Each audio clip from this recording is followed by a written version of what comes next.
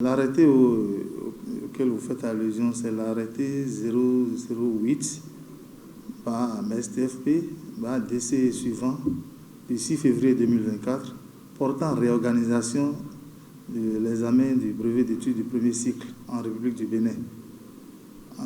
En effet, cet arrêté a été pris, comme son nom l'indique, pour réorganiser le BPC et selon l'arrêté, ce qui paraît nouveau, c'est l'écrit, puisque le BPC se déroule en deux phases au moins, la phase écrite et la phase orale.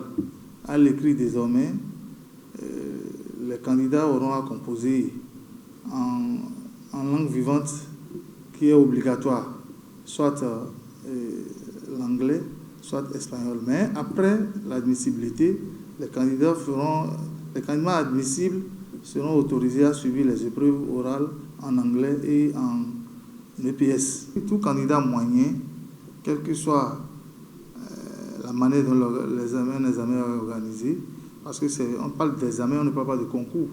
Par conséquent, tout candidat moyen va toujours s'en sortir. Ce qui est recommandé, ce qui est souhaitable de nos jours, c'est d'être admis à un examen avec la manière, c'est-à-dire avec une très forte moyenne dans notre contexte concurrentiel.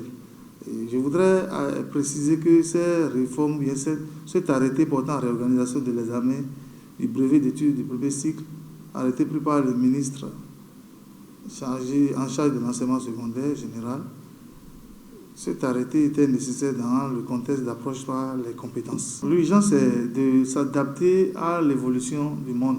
Vous savez, pour être très précis, avant, au moment où nous on allait au BPC, les mathématiques par exemple étaient le coefficient 5 et on composait les mardis.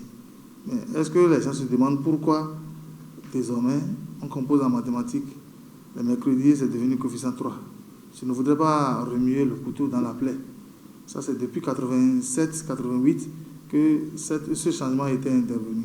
Maintenant, toujours ce qui se fait, c'est pour que les candidats aient beaucoup plus, je ne trouve pas un autre mot, c'est pourquoi je l'utilise, mais ce n'est pas un mot qu'il faut prendre il faut prendre avec quelque chose là. Ce n'est pas que vous irez à l'examen, on va vous demander de calculer 1 plus 1, vous allez dire la réponse est égale à 2 pour être admis.